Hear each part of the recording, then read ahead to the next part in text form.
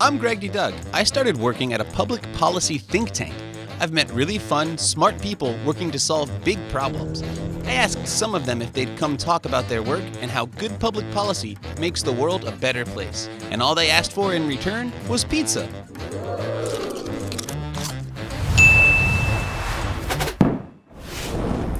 We're back with another episode of Policy Pizza. We hope you've been enjoying them, and don't forget to like, share, and subscribe below. This time, we have a very special guest, Amy O Cooke, who goes by the right AOC on Twitter. The wrong AOC took Amy's initials, and now she's taking them back. Amy is the CEO of the John Locke Foundation. What does a CEO of a think tank do? My job is to make sure that we have a great team, number one. Create a culture where they are entrepreneurs in their own space, they're risk takers, and when the team is thriving, freedom will thrive in North Carolina. It was my love for the First Amendment that brought me into journalism, so I got a degree in journalism. It was my fear of losing the First Amendment. That's why I ended up in public policy. You were brought before the United States Congress. Oil and gas matters, and this ballot measure was going to cripple that industry, which means friends, neighbors, family members were People start going out of business, losing jobs. Lose jobs over this. So I said, anytime I can stand up for the First Amendment and then also champion an industry that really makes all of our lives better, because I have said repeatedly, I like my wine cold, my curlers hot, and my house comfortable. Thank you, fossil fuel industry, for making that possible. I will defend you all day long on that. That committee has forgotten the First Amendment, which says Congress shall make no law abridging the freedom of speech. You know, since this is Policy Pizza, you said your husband actually is a pizza aficionado, or he makes pizza? Yes. So he said, what do you think about a pizza oven? And he's always wanted a wood-fired pizza oven. The pizza oven itself costs more than every single appliance in my kitchen. But I will say this, it makes phenomenal pizza.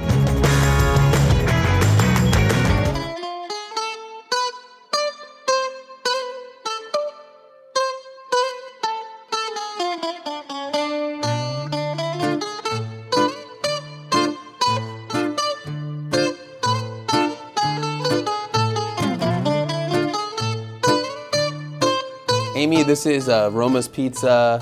It's supposed to be the best pizza, this side of the Beltline. If you could change one thing about, education in North Carolina, or one education policy, what would it be? I would make sure that money follows the student, not the system. Every single child should have the right to, or at least the access to, the best education that meets his or her needs. Competition will flourish. We'll have better educated kids. You'd have lower dropout rates, higher graduation rates, all of that. So basically you're saying that if somebody didn't go to public school, the money that they would have used there should be available to them. Right, it could be available to the parents for whatever. It could be homeschooling, charter school, or it could be a private school. They're really the consumers. They shouldn't be forced to take it. We should treat them as consumers. Yeah. There's something in Colorado called the Taxpayers' Bill of Rights. It's actually a constitutional amendment. Voters decide the size and scope of taxes that they want. 2005, 2006, there was a referendum on the ballot to weaken the Taxpayers' Bill of Rights. I'm the one that they think she's going to be with us because she's a single working mom. She has 3 kids. I always said I had more jobs than kids. And she's going to want more government services. And I'm like, absolutely not. No, I want government gone from my life. Every single issue was my issue. So inflation mattered, energy policy mattered, education policy mattered, fiscal policy mattered. So this idea that they're a women's issue is sort of bogus.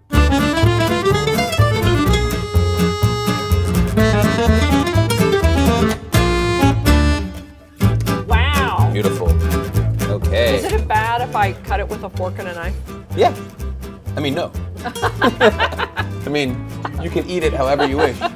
This looks really good, though. It does look really good. It's really good.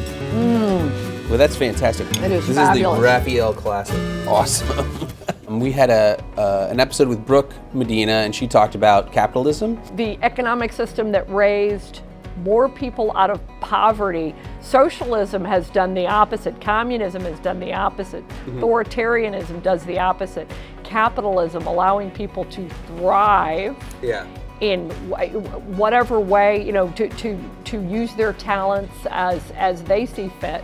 We did a couple of papers, and one of them was so influential. It's called Energy Crossroads. They used much of it to craft legislation for the future of electricity, really, in North Carolina. The lawmakers in North Carolina looked at our study, looked at the costs, and said, we're not going to mandate a source. We are going to prioritize reliability. So in other words, can you flip the lights on when you need them? Great. And then affordability, and then flexibility. And that's what we did in our paper. Right. And they used that as the model for this bill that did pass in North Carolina. And other states are actually looking at that bill. I have the license plate First and Freedom. I chose that one for the reason that that's what we do. Our job is to make it a little bit freer so that everyone can flourish, everyone can thrive. That's fantastic. And you guys are doing a great job so far. Thank you. And you have a great reputation. We look forward to having you on again. It would be my honor. Thanks. And by the way, Best Pizza, I want to make sure we come back here. Oh, we will come back here. Yeah. Thanks, Greg. Thank you. Thanks again for watching Policy Pizza. You can learn more about Amy's ideas for a better North Carolina at johnlocke.org. And don't forget to subscribe below so you don't miss an episode.